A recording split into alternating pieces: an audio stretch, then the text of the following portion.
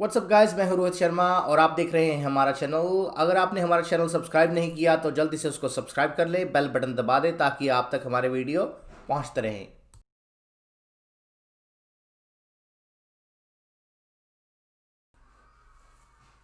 तो चलिए दोस्तों, करते हैं शुरू। राहु खाना नंबर 5। राहु खाना नंबर 5 में पंडित जी ने सबसे पहले लिखा छत। दोस्तों, छत अब राहु के साथ ठीक है, राहु का कारक है खाना नंबर 5 में। बड़ी अजीब बात है। छत तो एक्चुअली सुख देने वाली होती है। कोई भी इंसान का, किसी का भी कोई ऐसा घर देखा है जिस पे छत ना हो? छत के बिना मकान मकान ही नहीं होता। पर छत भी काफ़ी टाइप की होती है। दोस्तों, देखा जाए तो छत एक्चुअली क्या है? छत सूर्य की रोशनी से हमें प्रोटेक्ट करती है। तो किसी ना किसी तरह से सूर्य के प्रभाव को रोकती है। खाना नंबर 5 जो सूर्य और बृहस्पति का है। और बृहस्पति क्या है? बृहस्पति हवा है। तो छत यहाँ पर पंडित जी ने लिया राहु खाना नंबर 5 के समय में। बड़ी कॉम्प्लिकेटेड चीज, डिकोड करते हैं। देखिए, यहाँ पर मेरे को दो चीज़ें समझ में आती है। छत क्या होती है? एक तो जब पांचवा घर क्या है? फ्यूचर का है, औलाद का है। जब हमने एक मंजिल के ऊपर दूसरी मंजिल बनानी हो तो उसकी छत पे ही बनती, यानी कि पहली मंजिल की, ग्राउंड फ्लोर की जो छत होगी उस पे ही पहली मंजिल बनेगी। पहली मंजिल की छत पे दूसरी मंजिल बनेगी।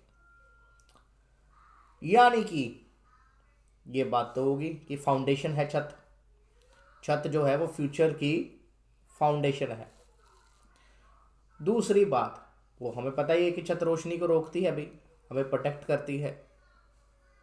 दूसरी बात, छत छत किस तरह से लेंगे दोस्तों? जो सन शेड होता है, या कई बार हमने देखा होगा कि घर के आगे थोड़ी सी, जो जिन पर छत्ता के पंजाबी में पता नहीं क्या बोलते, जो कि थोड़ा सा इंक्रीज करके आगे को बढ़ाकर जो एक हवा पानी को रोकने के लिए बनाई होती है, वो भी तो एक छत ही होती है कि खिड़की के ऊपर बनाई होती है। अब छत को थोड़ा सा एक्सटेंड किया होता है दीवार के आगे करके, तो दोस्तों वो भी छत होती है। अब जब राहु खाना नंबर 5 में हो, प्रैक्टिकल बात करने लगा हूं अब दोस्तों। कई बार मैंने देखा गया है कि अगर राहु यहाँ पर ठीक होगा तो ऐसे जातक की घर की छत जो होगी वो ठीक कंडीशन में होगी, या जो आगे जो एक्सटेंडेड छत होगी जो मैंने बताया वो ठीक, उसको पता नहीं क्या बोलते क्योंकि इतना मेरे को पंजाबी में हिंदी में शब्द नहीं है मेरे पास। एक्सटेंडेड छत बोल रहा हूँ उसको। वो भी ठीक कंडीशन में होगी, टूटी नहीं होगी। और अगर राहु यहाँ पर खराब कंडीशन में है तो वो जो एक्सटेंडेड छत होगी वो या तो टूटी होगी, या मैंने प्रैक्टिकली देखा है ऐसे जातक के घर में कोई ना कोई ऐसी दीवारें होती हैं जिन पर छत प्रॉपरली पड़ी नहीं होती या छत नहीं होती।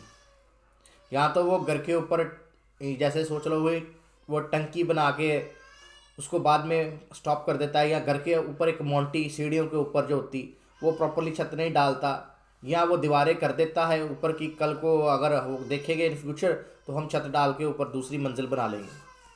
तो सॉर्ट ऑफ ऐसी कंडीशन जो है अगर है तो इसका मतलब कि राहु खराब है। अगर आपकी एक्सटेंडेड छत जो है वो करेक्ट है, टूटी हुई है, या आपने ऊपर सोचा हुआ इन फ्यूचर के हमने छत डाल देंगे, दीवारें खड़ी की हुई पर छत नहीं डाली हुई, तो वो हम वहाँ पर भी राहु मंदे की निशानी होगी। अब खाना नंबर 5 के समय दोस्तों, आगे किसी की शायरी याद आ गई छत पे लिखी जो इस चीज़ को बयां कर देगी। किसी ने लिखा, बड़ा खूब लिखा, जैसे छत टूटने पर आसमां दिखता है, जैसे छत टूटने पर आसमां दिखता है, टूटे अहम की छत तो वो भगवान दिखता है। तो यहाँ पर दोस्तों ऐसा जातक राहु 5 वाला जो मैंने प्रैक्टिकली देखा है, ऐसे जातक बहुत ही ईगोइस्टिक होते हैं। किसी ना किसी तरह से उन्हें अपने घुमान पे, अपने आप पे, अपनी नॉलेज पे एक अहम होता है, उसमें एक ईगो होती है डाउन टू अर्थ नहीं होते, अहंकारी होते हैं किसी भी तरह से। तो अगर ऐसा है तो ये डेफिनेटली राहु मंदे की ही निशानी होगी। तो यहाँ पर छत लिखा है पंडित जी ने, तो उस नीली छतरी वाले को ऐसा जातक ना भूलेगा, अपने में अहम ना रखेगा, तो वेरी गुड है। आगे पंडित जी लिखते हैं औलाद का सुख व तादाद उम्र। अब ये तादाद जो होती है वो नंबरिंग काउंटिंग, उम्र जो होती है एज। अब ये पता नहीं है कि औलाद की, पंडित जी यहाँ पर क्या कहना चला चाहते हैं कि औलाद की तादाद या औलाद की उम्र की तादाद। चलो इसको भी डिकोड करते हैं। देखिए दोस्तों, फिफ्थ हाउस जो है वो औलाद का अगर है तो औलाद का सुख व तादाद उम्र, तो यहाँ पर बैठा राहु क्या सिग्निफाई करेगा कि औलाद का जो सुख उसे बंदे को मिलेगा या नहीं मिलेगा, या उसकी जो उम्र की तादाद होगी वो कैसी होगी। दोस्तों खाना नंबर 5 में राहु हो तो प्रैक्टिकली जो मैंने देखा है, ऐसे जातक के अबॉर्शन, मिसकैरेजेस या औलाद ना होना मोस्टली मैंने देखा। कई बार ऐसे जातक अपनी गर्लफ्रेंड को, जैसे आजकल जो रिलेशंस चल रहे हैं, कॉमन वेस्टर्निज्म आ रहा है, तो कई बार ऐसे जातक अपनी गर्लफ्रेंड का अबॉर्ट करवा देना कुछ इस प्रकार से, या कि आजकल जो रिवाज चला है कि शादी होने के 4-4 5-5 साल बाद बच्चों की सोचते हैं, वो कहते हैं कि लेट अस एंजॉय फर्स्ट। तो कई बार अनएक्सपेक्टेड, क्योंकि राहु जो है हमेशा ही मैंने कहा है अनएक्सपेक्टेड है, अनसर्टेन है। मैंने हमेशा ही कहा राहु वो जो है जो एकदम से कुछ प्लानिंग नहीं उसमें होती राहु। तो कई बार क्या होता है कि अनएक्सपेक्टेड प्रेगनेंसी जिसको हम बोलते हैं, कई बार वो हो जाती है, और ऐसे जातक क्या करते हैं कि नहीं, we don't want baby at the moment, this is not the right time to have a baby, let's discard it. तो ऐसी चीज़ें करने का भी बुरा फल मिलता है अगर राहु खाना नंबर 5 में। दोस्तों अगर राहु खाना नंबर 5 में अच्छी कंडीशन में है तो उस केस में ऐसे जातक को औलाद का सुख मिलेगा, और औलाद की उम्र भी अच्छी होगी, या औलाद की काउंटिंग। आजकल तो 1-2 बच्चा होता है, तो शायद उस ज़माने में कह लें कि बड़े बड़े परिवार होते थे, 8-10 बच्चे आम ही होते थे, तो तादाद उसमें भी ले सकते हैं कि ज़्यादा बच्चे। पर आज की बात मैं करूं तो यहाँ पर ये भी हो सकता है कि ऐसे जातक के जो बच्चे होते हैं उनके साथ का उम्र, उनके साथ आप कितनी देर तक रहते। कई बार किसी जातक के बच्चे हैं पर वो कहाँ है, या तो विदेश में है या हॉस्टल में पढ़ रहे, तो आप बच्चे के साथ कितनी देर रहे, 4 या 5 साल रहे, बाद में उसको आपने हॉस्टल में डाल दिया, बच्चा बड़ा हो गया, आपके पास मिलने आता है हफ्ते में, वीकेंड में, महीने बाद, 2 महीने बाद, या उसके बाद साल बाद आता है, और उसके बाद उसकी मैरिज होगी और वो कहीं और कामकाज के मामले में सेटल हो गया। तो इस प्रकार से औलाद का सुख कम मिला, ये नहीं कि औलाद नहीं हुई। तो दोस्तों इन चीज़ों को हम किसी भी प्रकार से कुंडली में ले सकते हैं। डोंट बी कि stick to one point, don't stick to one thinking और वन पॉइंट। कभी भी आप एक ही अगर लकीर के फ़कीर बन जाएंगे, यानी कि एक ही बात जो बता दी कि औलाद का सुख, मतलब कि औलाद होगी ही नहीं, या औलाद का सुख होगा, औलाद डेफिनेटली होगी, तो वो आम लोग जब उसको डिस्कस करते हैं वो आम हालात। हमने कुछ एक्स्ट्रा ऑर्डिनरी करना है, कुछ एक्स्ट्रा ऑर्डिनरी सोचना है, इसको डिकोड करना है, तो we have to go beyond the limits. तो पंडित जी ने बहुत ही गैबी वर्ड्स लिखे हैं, पंडित जी महान हैं, और जिस प्रकार से वो लिखा है मेरे ख्याल से कि वो कहते हैं ना कि समझने वाला इशारा भी समझ आता है। तो औलाद का सुख हुआ तादाद उम्र, यानी कि ऐसा पर्सन अगर राहु यहाँ पर अच्छा है तो उसे औलाद का सुख मिलेगा, और उनकी जो तादाद होगी या उनकी उम्र होगी वो भी अच्छी होगी। और अगर नहीं है तो औलाद का सुख नहीं मिलेगा, तादाद कम होगी, गिनती की औलाद आजकल तो है ही गिनती की, या उनकी उम्र शक्की होगी। तो जैसा कि मैंने एग्जांपल दी है, ज़रूरी नहीं किसी का राहु 5 में हो और आप उसको बोल दें कि तुम्हें औलाद का सुख नहीं मिलेगा, तो वो बोले यार मेरे तो 2 बच्चे हैं। पर अगर आप उनको डिटेल में पूछोगे वो बोलेगा हाँ यार एक कनाडा में है, एक ऑस्ट्रेलिया में है, तो कभी कभार बात कर लेते हैं मेरे से। तो इसी प्रकार से हम देख सकते हैं कि औलाद का सुख किस तरह से कम हो जाता है, यानी कि औलाद होने के बावजूद भी आपको औलाद का सुख नहीं मिला। तो चलिए आगे पंक्तियों पर चलते हैं दोस्तों। आगे पंडित जी कहते हैं, राहु गिनागर धुआं है बट्टी। कहते राहु गिनागर धुआं है बट्टी, घर पांचवें हो दिया ना बत्ती। 21 साला जो लड़का होवे, बाबा रहे तो ना पोता होवे। तो दोस्तों यहाँ पर पंडित जी के कहने का मतलब क्या है? तो पंडित जी ने यहाँ पर ये कहा है कि राहु गिना अगर धुआं है बट्टी, यानी कि राहु को जो भट्टी का धुआं, जिसको हम फर्नेस बोलते हैं, या आपने देखा होगा कि जो जिन आग जलाई जाती है जिनमें कुछ भी करने के लिए, जो फैक्ट्रीज में बड़े बड़े होते नहीं, आपने देखा शुगर मिल्स या वैसे कुछ की बड़ी सी वो एक फर्नेस बनाई होती है और आसमान में वो धुआं, काला धुआं छोड़ती होती है। या ईंट का जो भट्टा होता है उसकी फर्नेस बनी होती है। तो भट्टा पंडित जी ने काफ़ी बार इसको फिफ्थ हाउस को इसलिए लिया है क्योंकि ये सूर्य का घर है, आग है, प्योर आग है। शुक्र के टाइम पर भी कुछ ऐसा ही वर्ड यूज़ किया था। तो सूर्य है वो आग है, तो यहाँ पर सूर्य और बृहस्पति का घर है, तो काफ़ी आग है, काफ़ी गर्मी है इस घर में। इसको कई बार कुछ पेट की अग्नि भी बोलते हैं कुछ लोग। तो आग जो है, हीट जो है वो प्रेम भी दर्शाती है। जो आग है वो गरमाइश जिसको बोलते हैं, वो कितना सुकून देती है। तो जो गर्मी होती है, तो यहाँ पर जो रिलेशंस की गर्मी है, कौन से रिलेशंस की? अपनी औलाद के साथ। या कोई इसको वेस्टर्न पीपल इनको रोमांस का घर भी बोलते हैं, इनको अफेयर्स का घर भी बोलते हैं। तो वो ऐसी चीज़ जो आपको गर्मी दे, सुख दे।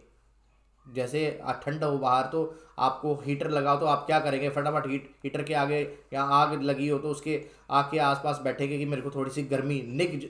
पंजाबी च वर्ड देखो, जो पंजाबी के वर्ड है ना उन्होंने ट्रांसलेट नहीं किया जा सकता। बड़े प्यारे वर्ड है पंजाबी में, कहते हैं रिश्तियां दा निग। निग, अब निग क्या होता है? निग मतलब कि एक वही कि वो एक गरमाइश जो रिश्तों की होती है। हम किसी का हाथ पकड़ते हैं, हम किसी को हग करते हैं, तो जो एक गरमाइश दिल में महसूस होती है। तो इसीलिए इस घर को हमेशा ही जो है वो अपने अफेयर्स, संतान का घर भी कहा गया है। काफ़ी सारी इसको प्राइमरी एजुकेशन का घर भी कहा गया है। तो बात हम वहीं पर आ जाते हैं, ज़्यादा डिटेल में नहीं जाऊंगा, इधर उधर नहीं घूमेंगे। तो राहु गिनागर धुआं है भट्टी। तो राहु को भट्टी का धुआं पंडित जी कहते हैं मोस्टली बोला जाता है। ऐसा धुआं जो आसमान में ही अच्छा है, अगर किसी के अंदर चले जाए, अगर किसी की सांस में घुल जाए, जैसे कि कार्बन मोनोऑक्साइड जैसे मैंने बोला, तो उसकी मृत्यु होनी संभव होती है। ऐसे धुआं अगर हवा में मिल जाए, तो आपने देखा होगा दिल्ली में वो कहते हैं ना कि जो है ये पोल्यूशन बहुत हो गया। ये पोल्यूशन जो क्या राहु है बेसिकली। तो पोल्यूशन अगर ज़्यादा हो जाए तो आपको सांस लेने में तकलीफ होगी। घर पांचवें हो दिया न बत्ती।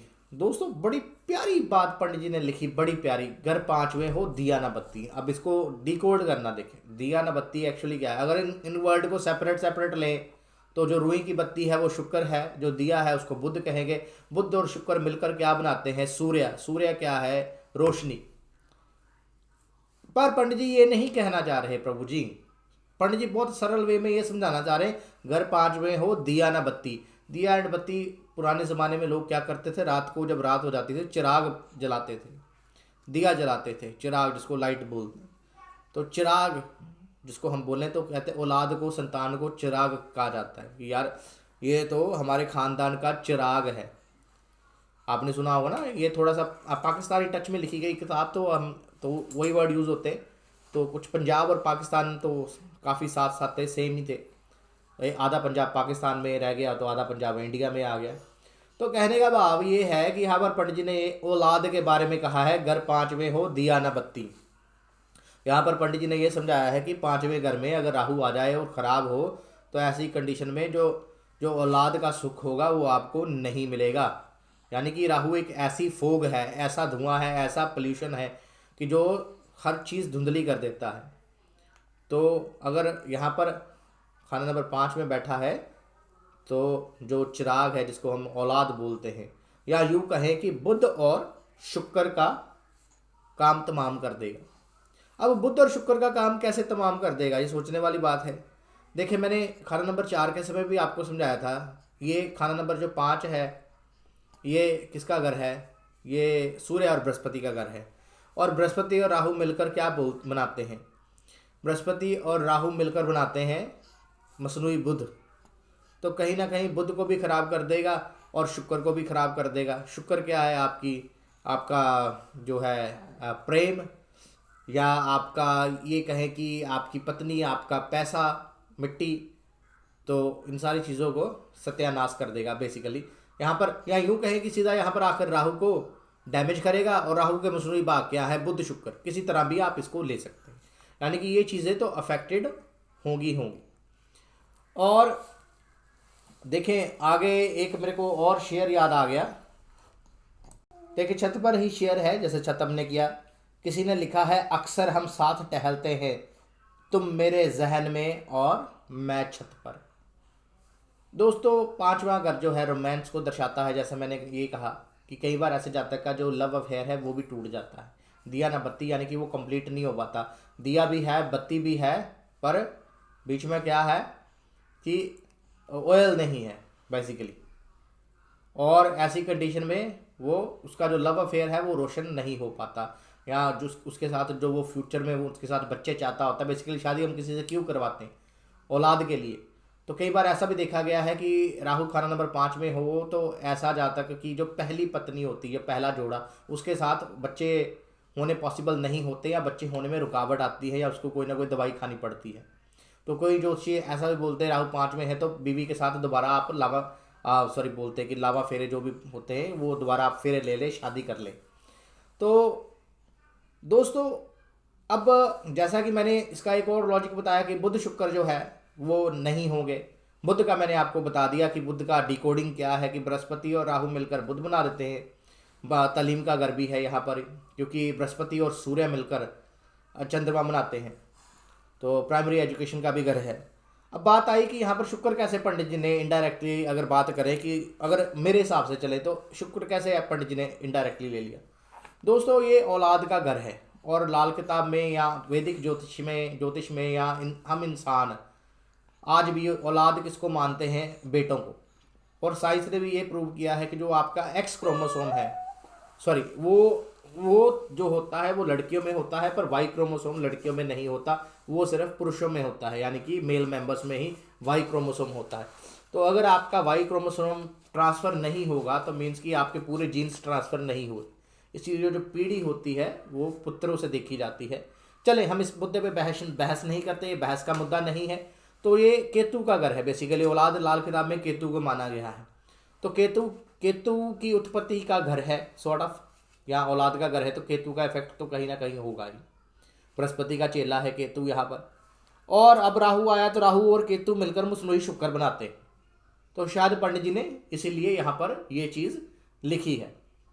आगे चलते हैं दोस्तों। आगे पंडित जी ने लिखा, 21 साला जो लड़का होवे, बाबा रहे तो ना पोता होवे। दोस्तों 21 साला जो लड़का होवे, तो 21 साल आपको पता कैसे कैलकुलेट किया, 42 का हाफ, तो राहु के साथ लिंक्ड है। तो 21 साल में अगर लड़का हो जाए, यानी कि जिस बंदे के राहु 5th हाउस में है उसके 21 साल में लड़का हो जाए, दोस्तों ये तो पॉसिबल नहीं है आज के युग में। आजकल तो जो बच्चे आजकल की जो जनरेशन है वो मैरिज ही, पहले मैं सेटल होऊंगा जी, 30-32 साल हो जाते हैं, 35 साल हो जाते हैं, फिर सोचते हैं कि शादी करवाने की। तो उस ज़माने में तो 15, 16, 17 साल के, 14 साल के, 18 साल के बच्चे की शादी कर देते थे। और एक पॉसिबल है कि शायद 21 साल तक बच्चा हो जाता था। तो पंडित जी कहीं पर भी गलत नहीं है।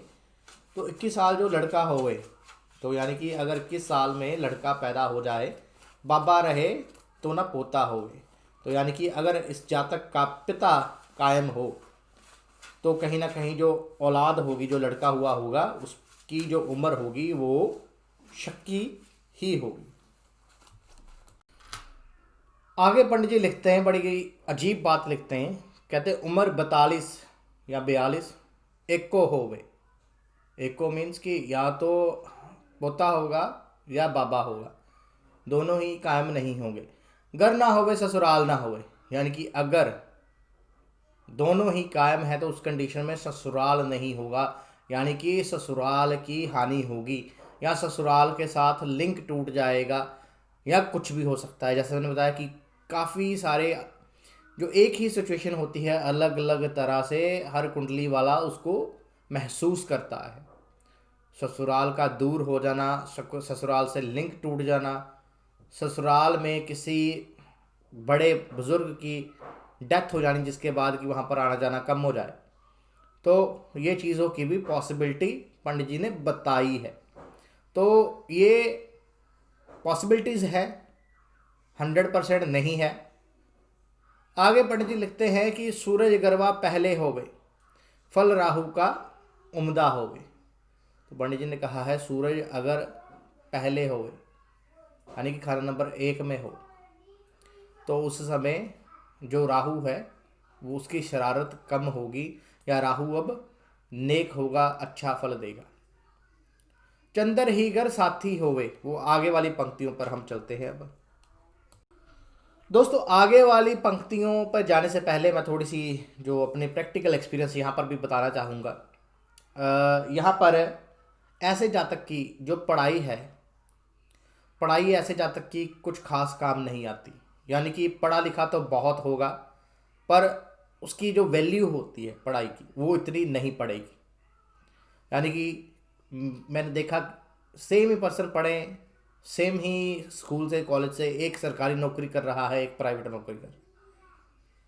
कहने का भावार्थ यहाँ पर यह है कि राहु खाना नंबर 5 के समय ऐसे जातक की जो एजुकेशन होगी वो तो अच्छी होगी, क्योंकि राहु बंदे को यहाँ पर रिसर्ची बनाता है, हर तरह की नॉलेज उसको ग्रहण करने की इच्छा होती है, गुप्त विद्याएं जानने की इच्छा होती है, ऑकल्ट में उसका रुझान भी होता है, पीरों को मानने वाला होता है। पर कहीं ना कहीं यहाँ पर बैठा राहु उसकी वो एजुकेशन की इतनी वैल्यू नहीं पड़ने देता। बाकी ग्रह भी देखने पड़ते हैं, वो भी ग्रह योग देखकर। पेट की खराबी ऐसे जातक को रहती है, या तो उसका पेट बहुत जल्दी यानी कि यंग एज से ही बियर टमी बन जाती है।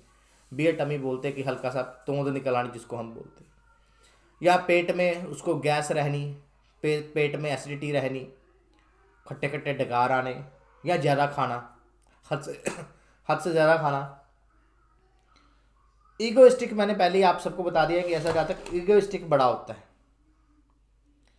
ऐसे जातक में ईगो जो होती है, अहंकार, चाहे वो किसी भी चीज़ का हो, अपनी प्रतिष्ठा का हो, पढ़ाई का हो, माता पिता के साथ रिलेटेड हो एक्सक्यूज मी, अपनी औलाद का हो, कोई भी किसी भी तरह का अहंकार उसमें आ ही जाएगा। पर ऐसे जातक को कोई भी ऐसा अहंकार नहीं करना चाहिए। दोस्तों ऐसा जातक जो मोस्ट इंपॉर्टेंट थिंग जो पंडित जी ने कही है, ऐसा जातक जो होगा वो फंक्शंस में जाना आना या फंक्शंस मनाना धूम धड़ाके से पसंद नहीं करता। कई बार तो ऐसा जातक अपने बच्चों के बर्थडे भी इतने ज़ोर शोर से नहीं मनाता। ठीक है, बर्थडे है, ऐसे जातक को कभी भी ऐसा नहीं करना चाहिए। ऐसे जातक को हमेशा ही अपने बच्चों का बर्थडे बड़ी धूम धमाके से के साथ करना चाहिए, यानी कि खुशी जो है वो जाहिर करनी चाहिए, अच्छे तरीके के साथ फंक्शन करना चाहिए। तो ऐसी कंडीशन में भी यहाँ पर बैठा राहु नेक फल ही देता है। तो चलिए आगे चलते हैं। आगे पंडित जी ने लिखा चंद्र हीगर साथी हो गए, कि इन केस अगर चंद्रमा यहाँ पर राहु के साथ में है, बचाल राहु का ठंडा हो गया। दोस्तों राहु का जो बचाल है वो हमेशा ही चंद्रमा शांत कर पाता है। चंद्रमा में ही वो ताकत है जिससे राहु का बुचाल जो है वो शांत हो जाता है। गर ना होवे माता ना होवे, गर होवे मच्छरेखा होवे। यानी कि पंडित जी के कहने का भावार्थ है कि अगर राहु यहाँ पर खराब हो और उसका बुचाल शांत ना हो और चंद्रमा भी कुंडली में कुछ अच्छी कंडीशन में नहीं बैठा हो, तो ऐसी कंडीशन में माता की जो उम्र होगी वो शक्की होगी। दोस्तों वैसे देखा गया है, जो प्रैक्टिकली बातें करूँ तो ऐसा जातक अपनी माता के साथ लड़ाई झगड़ा करता ही रहता है। नोक जोक जैसे सास बहू की चलती है ना, वैसे ऐसे जातक की अपनी माँ के साथ चलती होती। माँ के साथ लड़ाई झगड़ा किसी न किसी प्रकार से लगा ही रहता है। ऐसे जातक को ऐसा कभी भी नहीं करना चाहिए। अपनी माता का आशीर्वाद प्राप्त करते रहना चाहिए, हमेशा ही अपनी माता के चरण छूकर उनका आशीर्वाद प्राप्त करें और उनको खुश रखने की कोशिश करनी चाहिए। पर कि ऐसे कि ऐसा जातक ये बिल्कुल ही इसके विपरीत होता है। घर होवे मछरेखा ही होवे, किसमें वास्ते सिर्फ तादाद औलाद के।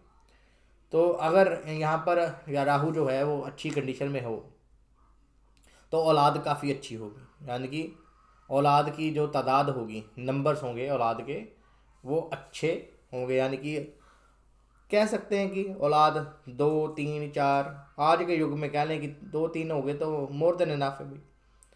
तो ये जो चीज़ है ऐसी औलाद के, यानी कि केतु, या औलाद क्या है, केतु। तो हो सकता है कि ऐसे जातक की, अगर हम उस तरफ देखिए, ग्रहों ने असर तो अपना देना ही देना है, पंडित जी गलत नहीं है। अगर आज के युग में औलाद ज़रा होने नहीं होगी, यानी कि बंदा 1 2 3 बच्चे मैक्सिमम, तो अब केतु ने तो अपना इफेक्ट देना ही देना है। तो केतु किस तरह अपना इफेक्ट देगा, प्रोग्रेस, यानी कि ऐसे जातक की प्रोग्रेस होगी। तो प्रोग्रेस किसी भी तरह से हो, प्रमोशन हो जाए, कुछ हो जाए, या कच्ची नौकरी लगा हो पक्की नौकरी में कन्वर्ट हो जाए, ठीक है कि नहीं, किसी भी तरह से ऐसे जातक को उसका फल अवश्य ही मिलता है। दोस्तों यहाँ पर एक दो चीज़ें और शेयर कर लूँ। यहाँ पर ऐसे जातक को साउथ फेसिंग मकान में नहीं रहना। साउथ फेसिंग मकान, अगर लाल किताब की मकान कुंडली से जाए तो साउथ साइड जो है खाना नंबर 8 को डिनोट करती है, जो कि यहाँ पर खाना नंबर 8 में मंगल और शनि मिलके जो कि राहु बनाते हैं, जो जो वो कहें शमशान का धुआं है, यानी कि हानिकारक है। और साउथ को वैसे भी आई थिंक सो शमशान का घर कहा जाता है, और साउथ फेसिंग घर बहुत कम लोगों को सूट करता है। तो ऐसे जातक को वैसे भी राहु 5 वाले को साउथ फेसिंग घर में नहीं रहना। तो अगर ऐसे ने इस जातक ने साउथ फेसिंग घर लिया हुआ है या साउथ फेसिंग दरवाजे की तरफ एंट्रेंस है, तो वो उसके लिए हानिकारक ही होगी। तो किसी न किसी तरह से इसकी प्रमोशन औलाद में तंगी ही आएगी। दूसरी बात, जातक ऐसा जातक जो होता है जिसका राहु 5 में होता है, अब ग्रह तो किसी न किसी तरह से असर करते ही हैं। ऐसे जातक के घर में कोई ना कोई हाथी के साथ रिलेटेड, हाथी की ड्राइंग, हाथी का स्टिकर टी शर्ट शर्ट पे लगा हुआ, हाथी की बेडशीट, कोई पर्दे, कोई स्टैचू आ ही जाता है। पर ऐसे जातक को क्या करना चाहिए, राहु 5 का सबसे बढ़िया उपाय है कि चांदी का हाथी बनाए। कुछ लोग ये कहते हैं कि सूंड ऊपर को हो, कुछ लोग कहते हैं सूंड नीचे को हो, अपनी अपनी मान्यताएं हैं दोस्तों। तो जो बाज़ार में मिलता है किसी से आप, क्योंकि हम जो करते हैं एजुकेशनल वे से करते हैं, हमारा कोई भी मकसद नहीं होता कि यहाँ पे आपको उपाय करवाना, basically educational point of view से बताए जाते हैं। दोस्तों यहाँ पर बृहस्पति और सूर्य मिलकर चंद्र बनाते हैं। तो वैसे भी जो चांदी है वो हमेशा ही राहु को कंट्रोल करने के लिए बोली जाती है। तो चांदी का हाथी, जो प्योर चांदी का हाथी है, वो बनवा कर आप रखें, तो उससे भी काफ़ी अच्छे फल देखने को मिले हैं। राहु अगर ख़राब कर रहा हो तभी ये काम करना चाहिए। दोस्तों यहाँ पर ऐसे जातक का कुछ और प्रैक्टिकल चीज़ें बता दूं। ऐसे जातक के घर के मीटर पे किसी न किसी तरह से या तो आग लगती है, शॉर्ट सर्किट होता है, या जब उसने कोई बच्चे का फंक्शन करना हो या किया हो उस समय कोई ना कोई अनहोनी हो जाती है। या ऐसे जातक का जो मीटर होता है घर का वो बहुत पुराना होता है या रुक रुक कर चलता है, या कई बार ऐसा जातक बिजली चोरी करता है। ऐसे जातक को कई बार आदत होती है कि बिजली चोरी करनी, और ख़ासकर किसके लिए, हीटिंग के लिए, यानी कि हीटर के लिए। अब वो हीटर चाहे खाना बनाने के लिए यूज़ करे, चाहे सर्दियों में किसी तरह यूज़ करे, तो ऐसा जातक मोस्टली जो मैंने देखा है बिजली चोरी किसके लिए करते हैं, हीटर के लिए, हीटिंग करने के लिए, तो या एंटरटेनमेंट के लिए। तो ऐसे जातक जो होते हैं उनको ये काम भी नहीं करना चाहिए। खाना नंबर 5 में राहु हो तो बिजली चोरी भी नहीं करनी चाहिए, नहीं तो औलाद पर कष्ट होता है। दोस्तों आगे पंडित जी ने लिखा ब्रह्मशनास व आबिद होगा। दोस्तों ब्रह्मशनास का मतलब होता है कि जैसे ब्रह्म ज्ञानी है, सॉर्ट ऑफ ऐसा पर्सन जिसको, जो हर तरह की नॉलेज रखने वाला हो, जैसे ब्रह्म ज्ञानी वर्ड यूज़ करते हैं ना। तो ब्रह्म शनास का मतलब कि या तो वो प्रिटेंड करेगा, शनास का मतलब थोड़ा सा ये भी हो जाता है कि कई बार दिस पर्सन प्रिटेंड्स कि उसको हर तरह की नॉलेज है, जैसे मैंने बोला ईगोइस्टिक होता है। तो वो ऐसा बंदे को ऐसा हो, अगर उसको बोलेंगे ना यार, मैंने प्रैक्टिकली देखा है, इस बंदे को बोलो ना यार ये चीज़ मार्केट में आई है, तो वो हंस के, पहले उसने कभी नहीं बताई होगी, उसको बोलो ना यार ये टेक्नोलॉजी के बारे में मेरे को किसी ने बताया, तो वो हंसेगा पहले आप पे और फिर आपको वो ये ले मेरे कंप्यूटर पे पड़ी है, तो आपको बोलेगा यार ये सॉफ्टवेयर देखा तूने, वो हंसेगा पहले आप पे, फिर तो बंदा बोलेगा, उसका दोस्त बोलेगा यार तुमने पहले नहीं कभी बताया। तो ऐसा जातक जो होता है कि सीक्रेट्स रखता है, और इतनी जल्दी किसी को एजुकेशन देता नहीं, पर उसको सारी तरह का ज्ञान होता है या प्रिटेंड करता है कि उसको पता है। और आबिद मीन्स की गॉड फेयरिंग, प्रभु की, जैसे कि छत्र की बात की थी, नीली छतरी वाले की रज़ा में रहने वाला। डिपेंड करता है राहु किस वे में है, पर मोस्टली ये दोनों चीज़ें देखी है मैंने। किसी पॉजिटिव वे में कहें या नेगेटिव वे में, अगर उसके पास सारा ज्ञान है तो वेल एंड गुड है। और आबिद है तो कई बार ऐसा जातक जो होता है अपने धर्म को नहीं मानता होता, जैसे मैंने कहा पीरों को मानता होगा, दरगाहों पे जाने वाला होगा, या सिख फैमिली से है तो मंदिरों में जाने वाला होगा, हिंदू फैमिली में है तो गुरुद्वारों में जाने वाला होगा, या अगर हिंदू फैमिली में से तो जो क्रिश्चियनिटी की तरफ जो होंगे वहाँ पर जाने वाला होगा, उसको थोड़ा सा मानने वाला होगा, या पीरों को मानने वाला होगा। तो हमेशा मैंने out of religion sort of think भी इस जातक में देखी है, क्योंकि यहाँ पर बैठा राहु किसी ना किसी तरह से नाइन्थ हाउस को तो देखेगा, तो उसको थोड़ा सा कॉम्प्लिकेटेड करता है। यहाँ पंडित जी ने कहा यहाँ लक्ष्मी पर हाथी का साया होगा। दोस्तों अब दो तरह से ले सकते हैं लक्ष्मी पर हाथी का साया। अगर आपने मोस्टली दिवाली पर लक्ष्मी पूजन किया हो या लक्ष्मी की फोटो गौर से देखी हो, तो उसके आसपास दो हाथी होते हैं जो धन वर्षा करते होते हैं, और वो हाथी जो मोस्टली मैंने देखे हैं सफ़ेद कलर के होते हैं। दोस्तों मैंने हमेशा ही कहा था, जब चंद्र राहु लगन की बात आई थी तो मैंने कहा था कि ऐसा हाथी होगा जो सफ़ेद होगा। अगर आपने वो वीडियो मेरा देखा हो तो दोस्तों, सफ़ेद हाथी सिर्फ इंद्र के पास था, जो स्वर्ग लोक का जिसको हम देवता बोलते हैं, तो जिसको आई थिंक सो एरावत कहा जाता है। I am not very sure, पर शायद एरावत ही कहते थे उस हाथी को। तो यहाँ पर अब राहु जो होगा वो लक्ष्मी पर धन वर्षा करने वाला होगा, यानी कि ऐसे जातक के पास सुख सुविधाओं की, क्योंकि फिफ्थ हाउस जो है जिस चीज़ को आप चाहते हो वो चीज़ आपको मिल जाती, उसको भी डिनोट करता है कुछ हद तक। तो किसी ना किसी तरह से यानी कि कोई भी लग्जरी की कमी नहीं होगी उसके पास, धन धुन सब कुछ होगा, धन संपदा होगा। पर दूसरी वे में देखें या लक्ष्मी पर हाथी का साया होगा, तो साया कभी भी दोस्तों, जो मेरे हिसाब से साया वर्ड है, गाना याद आ गया आई थिंक सो, पता नहीं किसका, साया भी साथ जब छोड़ जाए ऐसी है तन्हाई। साया हमेशा ही नेगेटिव वे में लिया जाता है अगर देखा जाए तो। लक्ष्मी पर हाथी का साया का मतलब ये भी हो सकता है कि इसकी पत्नी बीमार रहेगी या पत्नी परेशान रहेगी। राहु क्या है, परेशानी, बीमारियां। तो किसी भी तरह से आप दे सकते हैं कि अगर पॉजिटिव वे में है तो आप कुछ लगता है कि आपको ये है, नेगेटिव में है तो हो सकता है कि पत्नी को परेशानियां रहें। आगे पंडित जी ने लिखा, चंद्र के अलावा अगर मंगल शनिश्चर का साथ हो जावे, वह सूरज ही मुश्तरका दीवार के साथ के घर में होवे तो तादाद औलाद पर बुरा असर ना होगा। तो दोस्तों पंडित जी ने बता दिया कि अगर मंगल शनिश्चर का साथ हो जाए, यानी कि मंगल शनिश्चर का किसी न किसी तरह से लिंक बन जाए, साथ हो जाए, तो उस कंडीशन में भी जो है राहु बुरा प्रभाव नहीं देगा, या सूरज आकर मिल जाए तो उस कंडीशन में भी अब राहु बुरा प्रभाव नहीं देगा। बड़ा भाई मच्छ रेखा का मालिक, तो बड़े भाई के लिए अच्छा है। प्रॉब्लम यहाँ पर मेरे को ये आ गई दोस्तों, बाकी सारी चीज़ तो समझ में आती है, अब खाना नंबर 5 में पंडित जी ने बड़ा भाई कैसे लिख दिया, तो वो इसका लॉजिक जो है, तो दोस्तों ये भी क्लियर कर देता हूँ। ये मैं इसलिए यहाँ पर जोर डाल रहा हूँ कि आप सभी मेरे पीछे पड़े रहते हैं कि ये बंदा जी वैदिक को बीच में ले आता है, ये बंदा वैदिक की बातें करता है, वैदिक के कॉन्सेप्ट करता है, दृष्टियों की बातें करता है, नक्षत्रों की बातें करता है लाल किताब में। तो पंडित जी ने वैदिक कहीं भी नहीं छोड़ी। तो घरों का योग जैसे हम देखें कि छोटा भाई खाना नंबर 3 से और बड़ा भाई खाना नंबर 11 से देखते हैं, पर पंडित जी ने यहाँ पर बात सिंपल, ज़रा कम्प्लेक्स नहीं जाऊँगा। पंडित जी ने कहा बड़े भाई क्या लिखा है, बड़े भाई मच्छ रेखा का मालिक, उसका छोटा मगर खुद से बड़ा औलाद में सिफर होगा। तो बड़े भाई की बेसिकली औलाद की बात की है। तो अब देखें कि खाना नंबर जो 3 है वो छोटा भाई है और खाना नंबर 11 जो है वो बड़ा भाई है।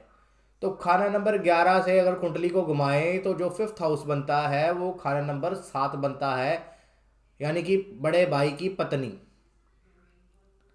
बड़े भाई की पत्नी से आगे उसका हम फिफ्थ हाउस बनाएं, बड़े भाई की पत्नी होगी फिफ्थ हाउस, तो उसके आगे फिफ्थ हाउस बनाए तो वो कौन सा घर बनता है, 9th हाउस बनता है। तो किसी ना किसी तरह से राहु जो यहाँ पर बड़े भाई की औलाद को भी देख रहा है। दोस्तों ये सारे सो वैदिक के फॉर्मूले हैं, और उस समय में बहुत सारे बच्चे हुआ करते थे, और एक ही घर में, एक ही छत के नीचे रहते थे। तो टू बी ऑनेस्ट, सही में बात करूं तो ये चीज़ें आज के युग में लागू नहीं होंगी प्रभु जी। उस समय में सभी जो बच्चे होते थे एक ही छत के नीचे एक ही घर में रहते थे। बड़ा भाई भी इकट्ठा रह रहा है, छोटा भाई भी इकट्ठा रह रहा है, एक ही रसोई हुआ करती थी।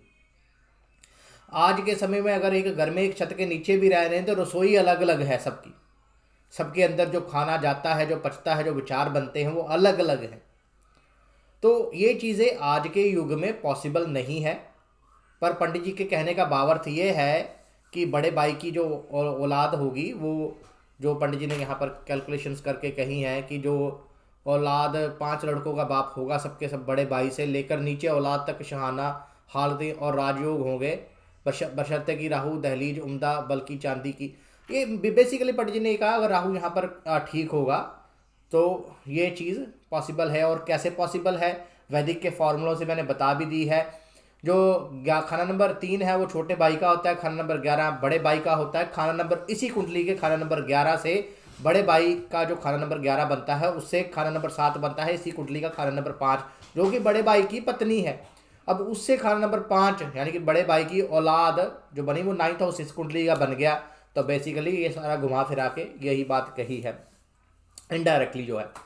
तो वैदिक को ज़रूर साथ में लेके चले दोस्तों, वैदिक को कभी भी ना छोड़े।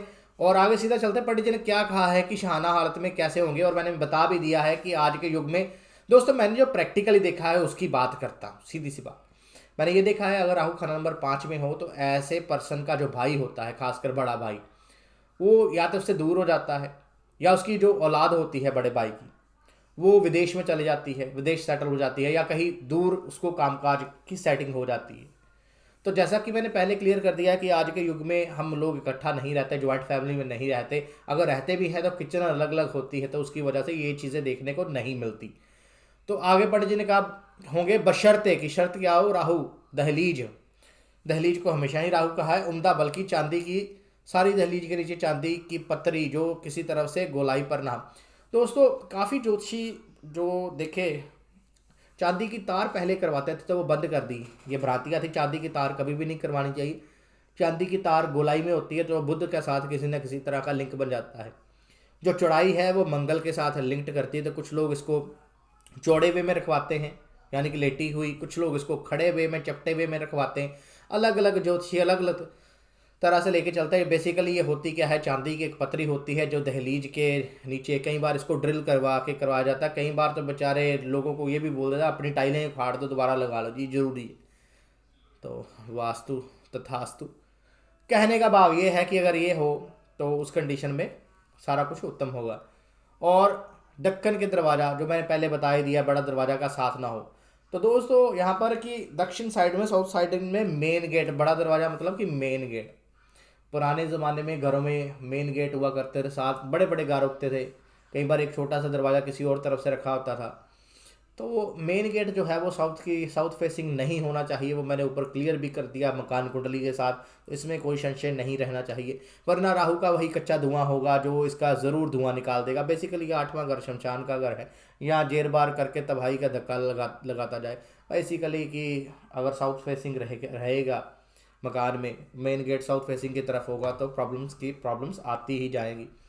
आगे पंडित जी कहते हैं वर्ष फल में राहु नंबर 5 का मंदा अगर उसकी औलाद पर ना हो तो पोते पर जरूर मंदा हो। तो अगर ऐसे जातक का वर्ष फल में राहु फिर से 5 में आ जाए तो उस समय अगर औलाद पे हानि ना हो तो पोते पे उसका मंदा असर ज़रूर होगा।